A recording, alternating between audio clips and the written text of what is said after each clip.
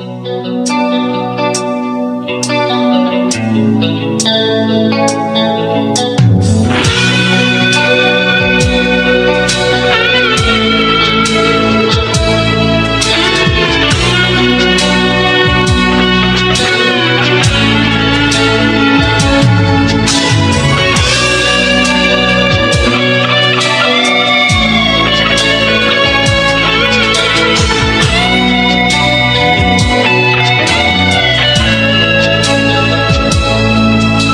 về bên chân cha yêu thương, nguyện cầu Chúa ta thứ hết tội tình. Từ bao năm trôi qua con đã xa lìa nhà cha,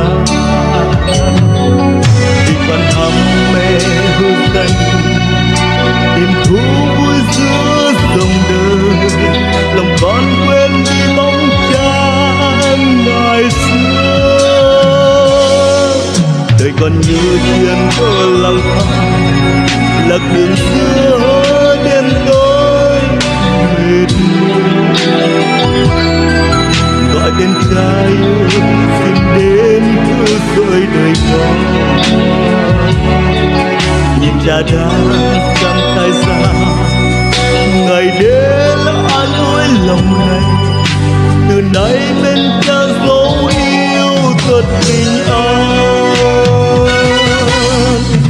Mắt con ngấn lệ tràn khi thấy cha ngắm con cười cười. Đã qua hết nhọc nhằn, đôi lối xưa Chúa xóa bụi rồi.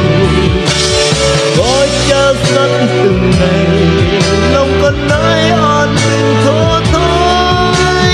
Mãi yêu cha và bước theo cha mà thôi.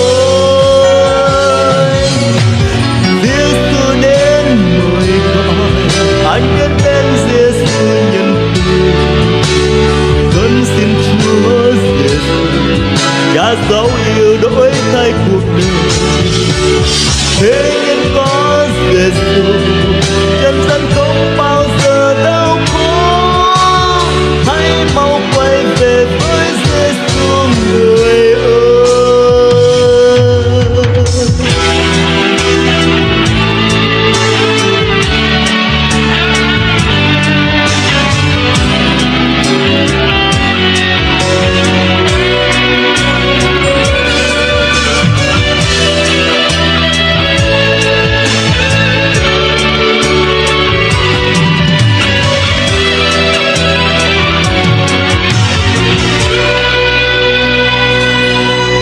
Tìm về bên chân cha yêu thương, nguyện cầu Chúa ta thứ hết tội tình.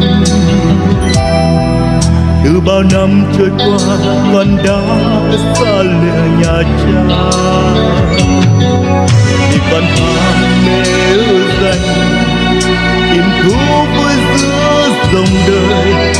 Lòng con quên đi bóng cha ngày xưa, đời còn như chuyện thơ lang thang lạc đường giữa đêm tối mệt mỏi. Gọi tên cha yêu xin đến cứu rỗi đời con. Nhìn cha đang giang tay ra, ngày đến an ủi lòng này. Từ nay bên cha dấu yêu thật bình an. Mắt con ngấn lệ tràn khi thấy cha ngắm con cười cười. Đã qua hết nhọc nhằn, đôi lối xưa Chúa xóa bụi rồi. Gói cha sát từng ngày, lòng con nay an bình thơ thôi. Mãi yêu cha và bước theo cha mà thôi. Giêsu đến mời gọi, anh đến Giêsu nhân từ. Con xin Chúa Giêsu, cha dấu yêu đổi thay cuộc đời. Thế nhân có Giêsu, chân dân